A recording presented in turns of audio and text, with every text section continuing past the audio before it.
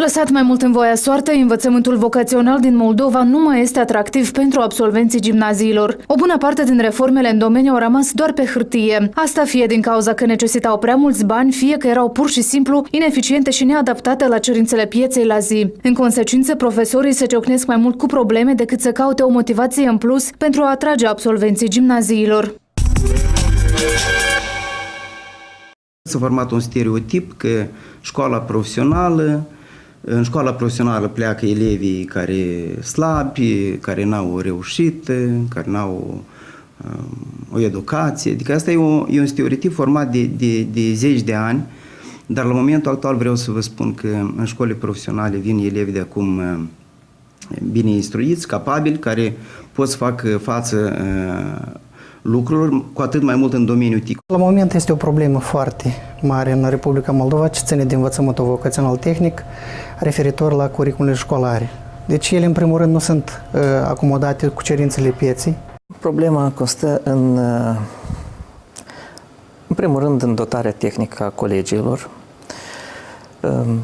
pregătirea profesională a profesorilor, competențele profesorilor din colegii, și respectiv și motivația elevilor. Avem probleme și cu locurile de practică, fiindcă chiar și la practică companiile IT nu prea vor să ia, ținând cont de faptul că mai bine să iei de la facultate. Din decembrie 2012, cu susținerea Ministerului Educației, a demarat proiectul îmbunătățirea calității învățământului vocațional tehnic în domeniul TIC din Republica Moldova, care are drept scop armonizarea educației TIC cu cerințele pieței forței de muncă. Aflați în căutarea unor soluții viabile în cadrul acestui proiect un grup de profesori, experți și reprezentanți ai Ministerului Educației, cu suportul Centrului Educațional Prodidactica și susținerea financiară a Agenției Austriacă pentru Dezvoltare, din fondurile cooperării austriece pentru dezvoltare, au efectuat o vizită de studiu în Austria. Aici ei au avut posibilitatea să cunoască îndeaproape sistemul austriac de dezvoltare profesională, care de fapt este privit la nivel internațional ca un model și reprezintă un factor cheie pentru succesul economic al Austriei.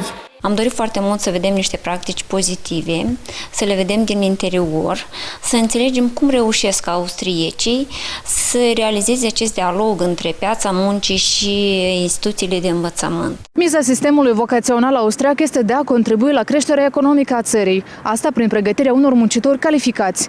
Austriecii privesc cu reticență sistemul de la Polonia, pentru că, în opinia lor, prin acest sistem sunt pregătiți șoferi de taxi cu studii superioare. Sistemul educațional austriac este unul destul de complex, astfel, la nivel secundar se oferă câteva posibilități de instruire. Elevii pot obține o meserie, iar dacă doresc, pot opta și pentru examenul de bacalaureat, care le deschide calea spre facultate. La noi, însă, absolvenții școlilor profesionale sunt nevoiți să se înscrie la un liceu în cazul în care doresc să susțină bacul. Școala tehnică și vocațională din Austria are o tradiție din secolul XIX. De aceea există un șir de meserii ce pot fi învățate în școlile profesionale, iar tinerii au posibilitatea să aleagă ce meserie își doresc: ucenicie, cursuri în școli profesionale sau calificări profesionale. Acest nivel de studii este destul de popular în Austria. În cele 150 de școli profesionale din Austria se învață diferite specialități, inclusiv turism, design, deservire, IT. Un element extrem de important este faptul că învățământul vocațional austriac, fiind în concordanță cu solicitările firmelor, asigură 100% pregătirea teoretică necesară cerințelor acestora. De aici rezultatele. Rata șomajului în Austria este una dintre cele mai mici la nivel mondial, și anume sub 5%. După absolvirea școlilor profesionale, tinerii au deja o meserie. Ei se angajează în câmpul muncii, câștigă salarii bune, o profesie bună și, prin urmare, nu au nevoie de a continua studiile, cum ar fi cele universitare. Nivelul de pregătire în școlile profesionale la noi corespunde în unele cazuri celui universitar din alte țări.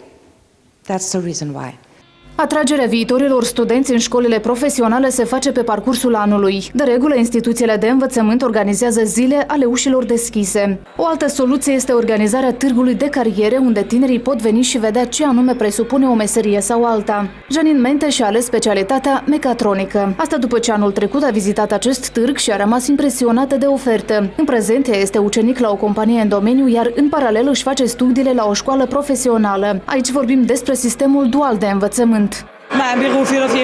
Am ales mecatronica, am o gândire tehnică, am posibilitatea să-mi fac anumite obiecte singură, am prietene care sunt frizerițe sau fac manicură. Mie nu-mi place asta, dar nici cererea pe piața de muncă nu e mare. Când am ales meseria mea, am știut din start că nu voi rămâne șomeră.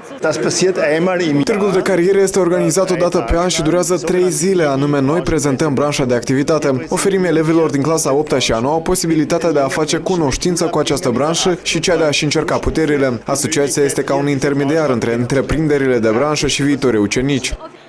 Așadar, învățământul vocațional austriac merge în pas cu economia. Se pregătesc specialiști acolo unde este nevoie. Totodată, tinerii au asigurat locul pentru practică pentru că agenții economici sunt încurajați să aibă parteneriate cu diverse instituții de învățământ pentru pregătirea bună a viitorilor specialiști. La noi însă, profesorii spun cu regret că în unele domenii, cum ar fi tehnologiile informaționale, care se dezvoltă intens, nu oferă posibilități de instruire pentru studenți. Mi-a plăcut legătura dintre firme și instituții. Asta este primul lucru care noi trebuie să-l elaborăm, să-l îndeplinim, numai că apare o întrebare.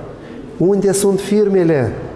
Iată care este întrebarea noastră principală. Economia la noi este la alt nivel decât este în Austria și de aceea avem și problema aceasta.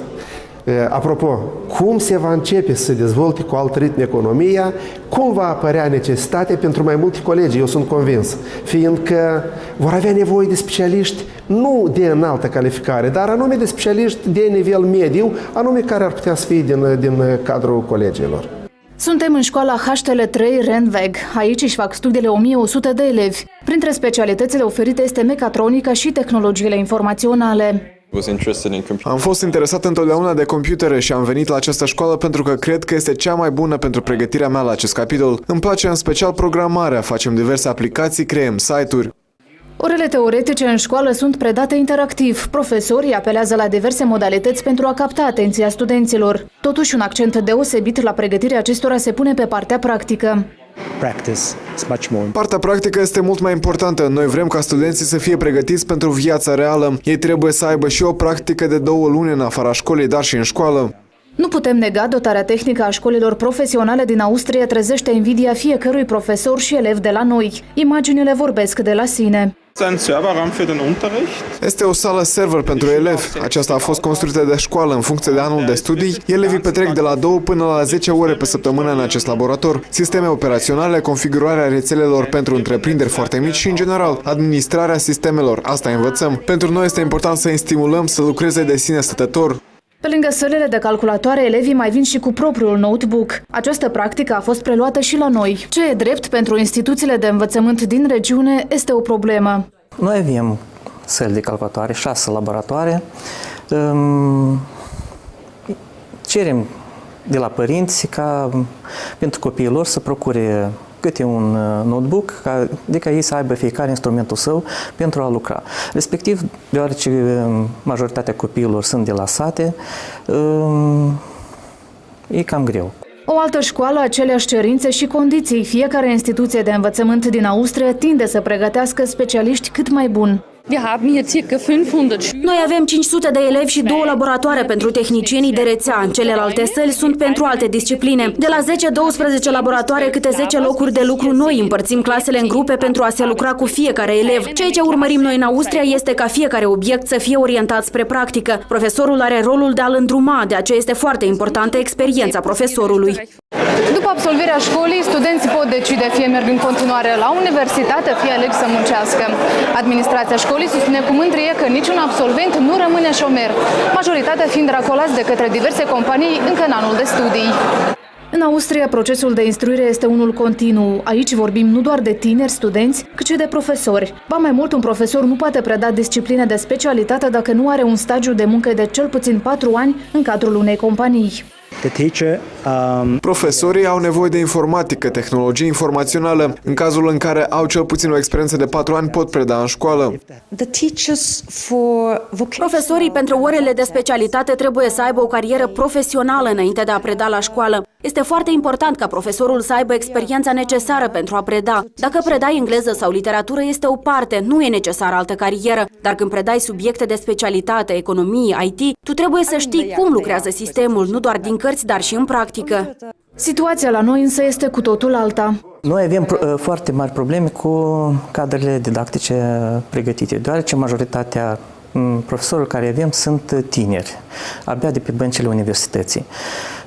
Respectiv, ei nu au o experiență foarte mare în domeniul pregătirii elevilor la specialitățile respective, deoarece universitățile chiar pregătesc în domeniul dat.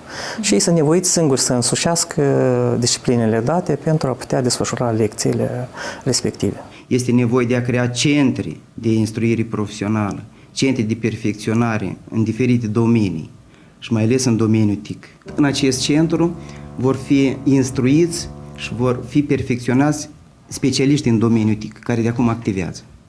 Maestri, profesori, instructori în acest centru. Dar și elevii, clar, și elevii. La noi sunt pregătiți nici mașini profesori la nivel cuvenit.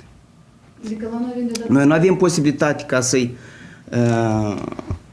să-i antrenăm psihotare, ca să fie instruiți psihotare, fi foarte costisitor. Un element important este faptul că elevii din Austria au o pregătire bună încă din școală, asta dacă vorbim de cunoașterea computerului. Prin urmare, în timp ce învață specialitatea, ei pot să-și dezvolte capacitățile. La noi însă, profesorii spun că uneori sunt nevoiți să reia programul de la zero, din motiv că în gimnaziu nu au fost învățate unele lucruri elementare. Este foarte, foarte jos. Spunem că e jos la pământ, deoarece în gimnazii sunt foarte puține ore de informatică, adică clasele, dacă câte o singură clasă, respectiv sunt doar 3 ore de informatică. Și aceste ore revin doar la profesorii nespecialiști în domeniul dat, care este de muzică, care este de educație tehnologică, respectiv lui se dă aceste 3 ore de informatică pentru a pregăti, pentru a desfășura ora de informatică, adică a ajunge la o tarificare. Și respectiv ei nu sunt competenți pentru a face orele de informatică și elevii le se pune nota aceasta, spunem, din pod. Inspirați din experiența austriacă, experții moldoveni vor continua activitățile care au drept scop sporirea calității învățământului vocațional tehnic în domeniul TIC.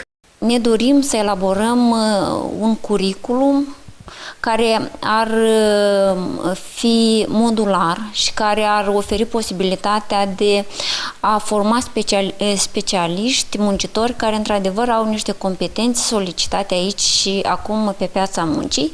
Ori domeniul tehnologiei informației și comunicațiilor este unul foarte dinamic, respectiv această abordare, această concepție a curriculumului modular ne oferă posibilitatea să fim receptivi la schimbările care se întâmplă pe piața muncii. Participanții la proiect își propun ca începând cu următorul an de studii să vină cu modificări esențiale, astfel încât învățământul vocațional tehnic din domeniu să devină nu doar atractiv pentru tineri, dar totodată să pregătească specialiștii necesari pieței de muncă, iar în final să contribuie la creșterea economică a țării. Victoria Colesnic, Vitalie Moisei, reporter în misiune.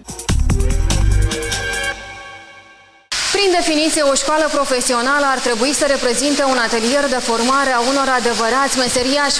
Deseori se întâmplă însă ca aceste instituții de învățământ să fie privite ca o ultimă alternativă a unor elevi mai puțin isprăviți. Tinerii dau astăzi buluc la facultate, chiar dacă nu au certitudinea unui loc de muncă după absolvire. Goana după studiile superioare este de altfel încurajată și de majoritatea angajatorilor, care până nu de mult au cerut cu insistență o diplomă de licență la angajare. Problemele din învățământul profesional provin probabil și din atenția insuficientă care i-a fost acordată de autorități în ultimele 2 decenii.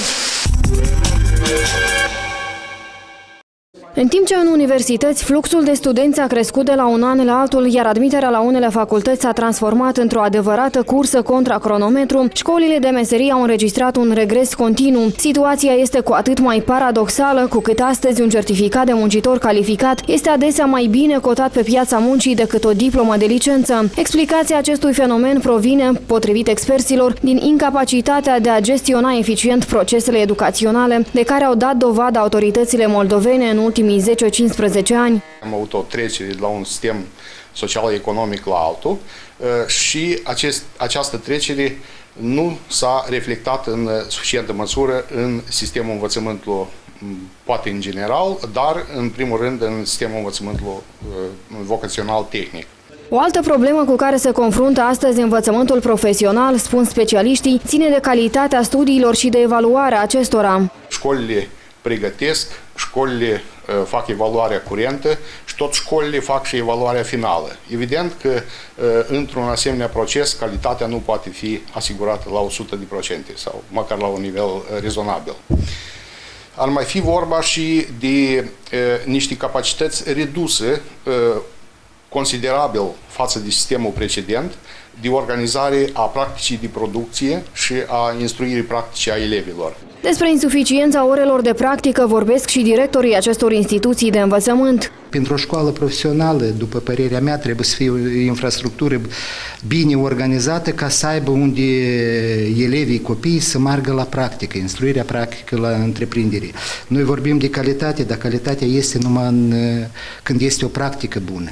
Aici, la Chișinău, să vorbim, în municipiu, fie Bălți, fie Chișinău, sunt antreprenori, sunt întreprinderi care funcționează pe parcursul întregului an, iar în alte localități, întrebarea dată este mult mai slabă. În pofida tuturor dificultăților, există instituții de învățământ vocațional tehnic care nu duc lipsă de elevi. La școala profesională numărul 7 din capitală, unde învață viitorii tâmplari, electricieni, sudori sau montatori, toate locurile au fost suplinite, iar fiecare elev știe de ce a ales o meserie sau alta.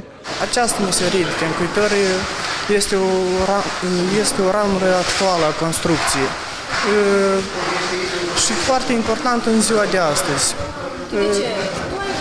Nu, am fost îndrumat de prieteni care au însușit această meserie și m-au îndrumat și mine să vin încoace. Este o profesie întrebată, merită să fie învățat pentru că chiar și acasă, în construcții, de exemplu, să știm, nu ne ducem la cineva să chemăm să ne schimbe un fir sau acolo un conductor. Lăcătuș electrician în construcții este o meserie foarte bună. De ce este o meserie foarte bună? După părerea mea, este cea mai bună, pentru că această meserie îmi va oferi posibilitatea ca în decursul vieții să acumulez mai multe resurse financiare, adică să primesc o satisfacere din punct de vedere material. Un tâmplar, e meșter mare, el de lemn, ce vrei îți face. Magazie, gard, hambare, uși, ferestre, tot ce-ți place. Stai pe scaun, calci podeaua, scrii pe tablă, dormi în pat. El tâmplarul cu rândeaua, el pe toate le-a lucrat. Deși au îmbrățișat deja o meserie, majoritatea elevilor ne-au mărturisit că își doresc să urmeze și o facultate după absolvirea școlii. Pentru că n-am dat un bag și am fost nevoit de a veni pentru a face un an de meserie, după care vreau să continui studiile undeva la universitate. Mi-au spus de facultate, după care eu le-am spus că de întâi termin școala și după asta urmez și facultate. La Agenția Națională pentru Ocuparea Forței de Muncă sunt în prezent înregistrate aproape 7.000 de locuri de muncă vacante, dintre care 63% destinate muncitorilor calificați. Cele mai solicitate profesii rămân cele din domeniul industriei ușoare. În circa, sau mai bine zis, 1333 de locuri vacante, printre care au fost cusătorii din industria ușoară, cusătorii din industria de confecții. Mai putem spune și de domeniul construcțiilor, cum ar fi tencuitorii, dulgherii, plăcătorii cu plăci, electrogazosudorii, tâmplarii și alții. Așadar, cerere pe piața muncii există, antreprenorii caută însă muncitori de înaltă calificare, care poate fi obținută printr-o practică temeinică pe care elevii școlilor profesionale ar trebui să o facă nemijlocit în întreprinderi. Ori astăzi, ponderea întreprinderilor mici este, conform unor estimări, de aproximativ 70%, fapt care complică mai mult colaborarea dintre angajatori și școlile profesionale. Întreprinderile mari dispărând, a apărut un sector privat care este poate mai închis și care necesită eforturi de altă natură, deja de altă anvergură, de alt calibru din partea școlilor pentru a plasa elevii la practica de producție și de a organiza această conlucrare cu industriile, cu cu întreprinderile. Pentru a soluționa această problemă, Ministerul Educației încearcă să stimuleze o apropiere a întreprinzătorilor de învățământul vocațional tehnic. Guvernul pregătește în acest sens un proiect de modificare a legislației în vigoare, prin care intenționează bunăoară să ușureze povara fiscală asupra agenților economici care vor contribui la reabilitarea studiilor profesionale. Gândim acum împreună cu Ministerul Finanțelor și alte ministere de resort o abordare a deductibilităților fiscale pentru angajatorii sau patronii care vin spre școlile profesionale, vin cu expertiză, vin cu echipament. Discutăm și pe revizuirea unor articole din Codul Muncii în ceea ce privește contractul de ucenicie, să fie și aici niște facilități. În momentul în care statul, agentul economic, investește în tine, să fii tu la rândul tău obligat o perioadă de timp, desigur, să muncești în acea întreprindere. Viceministrul Educației afirmă de altfel că lucrurile au început să se miște în direcția potrivită în ultimii câțiva ani. Se simte această schimbare de atitudine chiar în interiorul instituției. Nu mai au complexul acesta al unei inferiorități în concurența aceasta acerbă a mediului educațional, care a fost și există în fiecare țară. Deci aceasta e pe de o parte și angajatorul a început să fie prezent și să dea semnale. Noi suntem interesați de voi, noi avem nevoie de voi. Electrogazul Sodorul, 10.000 de lei salariu, este la mare căutare pe piață. Un alt aspect ține de ponderea disciplinelor generale disproporționat de mare, potrivit experților, în raport cu orele de pregătire profesională propriu-zisă. Un pas important în această direcție a fost introducerea din acest an în programul de studii a unui curs special de baze ale antreprenoriatului. Am mers pe activități mai complexe, deci în paralel cu curriculul am pregătit profesorii care de fapt citeau acest disciplină, dar nu au fost instruiți nici într-un fel și evident și calitatea era acea care nu corespundea cerințelor. Și mai apoi ne-am propus ca absolvenții să aibă acces și la programe de instruire în antreprenoriat avansat, în business, ca mai apoi chiar să înceapă afacerea. Oportunitatea de a lucra pe cont propriu este astăzi luată în calcul de tot mai mulți absolvenți ai școlilor profesionale. Este și cazul lui Igor Golban, care a pornit o mică afacere, oferind servicii de reparație a apartamentelor după ce a însușit meseria de tencuitor zugrav la Bălți. Tânărul mărturisește că în căutarea unui trai mai bun s-a gândit inițial să plece la muncă peste hotare, dar îndrumat de soția sa a decis să rămână și a reușit să-și facă un rost acasă. Când ar fi pâneaderea, tot mi-e bună în țara ta, așa, și eu sunt de acord cu ideea asta, că oricum, poate a fost un timp când hotare făceau bani mai mulți, dar acum oricum tot nu prea, tot mulți moldoveni se întorc acasă. Primii clienți nu au întârziat să apară, iar astăzi Igor și soția acestuia sunt tot mai solicitați. Facem destul. De cheltuială ne ajunge, dar să grămădim bani e un pic mai complicat, dar ne stăruim și noi. Alegerea unei meserii este poate cel mai important pas din viața unui tânăr, iar ghidarea în carieră este în final mărul discordiei. Autoritățile responsabile ne asigură că depun eforturi considerabile pentru a dezrădăcina prejudecățile ce privesc studiile profesionale în raport cu cele superioare, dar se așteaptă la un efort atât din partea părinților, dar și al elevilor care trebuie să-și decidă viitorul de bunăvoie și nesiliți de nimeni. Asta este marea noastră problemă de mentalitate. Nu se conduc de motivație intrinsecă, ce vreau, ce pot, ce-mi doresc să ajung. La noi se merge după principiul ce este în vogă și cumva se va putea să reușesc. Și de aici, desigur că pierd nu doar acești elevi, studenți, pierd părinții care investesc, pierde statul, pierde angajatorul care își manifestă insatisfacția. Stella Danilă, Vlad Coroban, Vitalie Drăgălin, reporter în misiune.